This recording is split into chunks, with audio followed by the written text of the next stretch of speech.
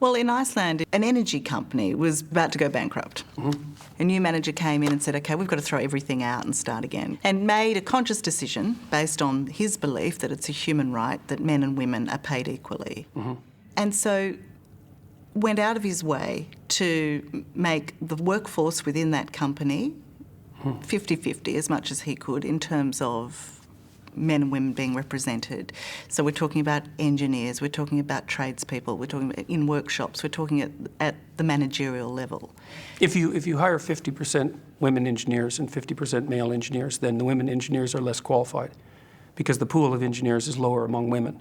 So you can't hire 50% women engineers without producing a decrement in the quality of the engineers because the selection pool is too small. You can't do that on a large scale. You might be able to do that in one company. Yeah, and they certainly argue that it's not tokenism and they're not hiring second-rate women. They might argue that, but if you did it on a large scale, that's what would happen. Because, look, you think about it mathematically. If there's 10 times as many male engineers as there are female engineers, and you insist upon hiring 50-50, then obviously the degree to which the female engineers are proficient cannot be the same as the degree to which the male engineers are proficient. It's mathematically impossible. So you're saying don't even try? No. I'm saying something much more specific than that. Now, one company might be able to do that for a short period of time in one isolated location. But there, of course, if you have a new manager come in and he's doing all sorts of new things, there's 50 reasons why the company is going to fail or succeed.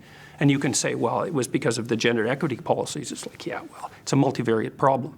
But they do point to the diversity now of the workforce, to improved morale, to improved strategies on how to come up with solutions, to their increased profitability. None of that research is credible. There's no evidence whatsoever that diversity as measured by racial or gender representation has any bearing whatsoever on creativity, productivity, outcome, any of the things you're measuring. None of that research is credible in the least.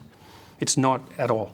Men and women make different amounts of money. Well, sorry, that's not a fine-grained enough analysis. More agreeable people get paid less. Why? They're not as assertive. So does agreeability mean that you're just not as good at the job? No. So shouldn't... It depends on the job, I would say. Yeah. It actually probably makes you better. It probably makes you better at jobs that involve care of people, because agreeableness seems to be that trait that facilitates interpersonal care.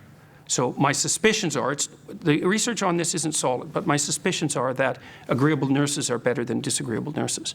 But we don't know, and the effect isn't that large. Agreeableness tends more to tilt you in terms of interest than in terms of competence. That's how it looks so far. If I'm understanding what you're saying, the picture you paint is a bleak one. No, I don't think it's particularly bleak.